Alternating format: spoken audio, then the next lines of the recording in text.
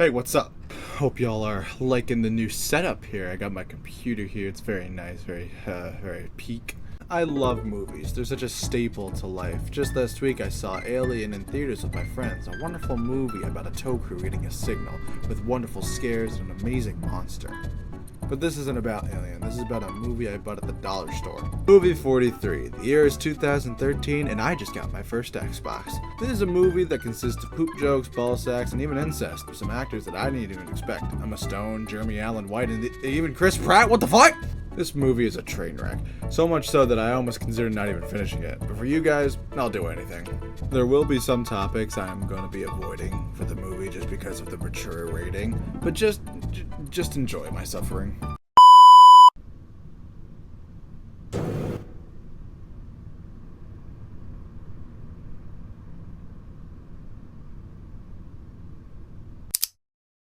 The movie starts off in Hollywood, California. By the way, this movie has two different cuts. When I was looking up clips for the movie, I saw none besides some TV recordings of this single scene. The other movie cut opens with two kids trying to find a banned movie called Movie 43. After a quick Google search, turns out I just had a different cut of the movie. I'll stick to this one for now though. Dennis Quaid is pitching these terrible, awful movie ideas to a production company, starting off about a woman going on a blind date with a man who, unfortunately, has a Peter Griffin chin. So far, the date is going well, or at least as well as it can be with a guy who has a sack on his neck. Suddenly he is forced to take a picture with this poor girl as the sack rests on her head. It's so gross. I'm so glad I didn't get a snack while watching this scene. I think this part is so gross. Even as a guy, the fact they look so real is just downright disturbing and creepy. You know, only 20 minutes in and I already want to puke. The producer is understandably grossed out by this movie, so the first pitch is a botch. The second one is about a son whose family is homeschooling him and is, in my opinion, abused relentlessly by his own parents, is quite literally shat on and even made out with his own mother. After that, Chris Pratt shows up and is asked to poop on his fiance. This one is my least favorite just due to it being potty humor. Chris Pratt gets hit by a car and literally shits himself. Also, I think this guy is the same guy from the MCU Spider-Man movies. Feel free to walk or swing through the hallway or crawl on the ceiling to avoid everybody. Then Dennis pulls a gun on the big boss guy.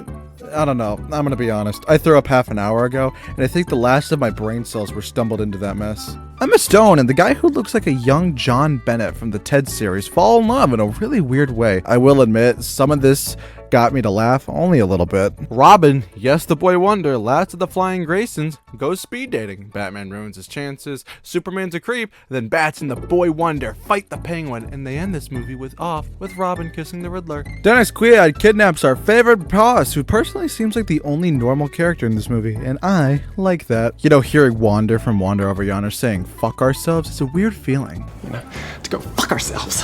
Also, Seth MacFarlane being in this movie is the least surprising thing I've seen all day. Also, holy moly, Boss Man slept with his wife. I fucked your wife backstage at Sherrick's Night of Champions dinner, and you came into work early the next day. Apparently, movie 43 gets pitched only because he wants to show the big boss who's the real boss. I'm talking about Dr. House, by the way. There's a tiny leprechaun, and he's tied up to a chair. Johnny Knoxville and some random guy torture said leprechaun for gold.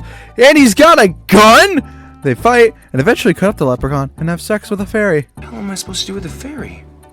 I suck gold coins. This movie is so erratic, and I'm so sorry about that. You know, with all these A-list actors, how could a movie go so wrong? What? Anyways, Dr. House is pissed that the bigger boss man slept with Dr. House's wife, so he takes a gun and threatens him. Asshole. Wheatley! Hello? Anyone in there? So Wheatley is on a date. Also, he never played Truth or Dare. He grabs a dude's ass, gets socked in the face, the game gets worse, tattoos, and lip bloating. Plot twist, Big Boss Man has a gun. He shoots Dr. House, and it turns out this whole thing is a movie?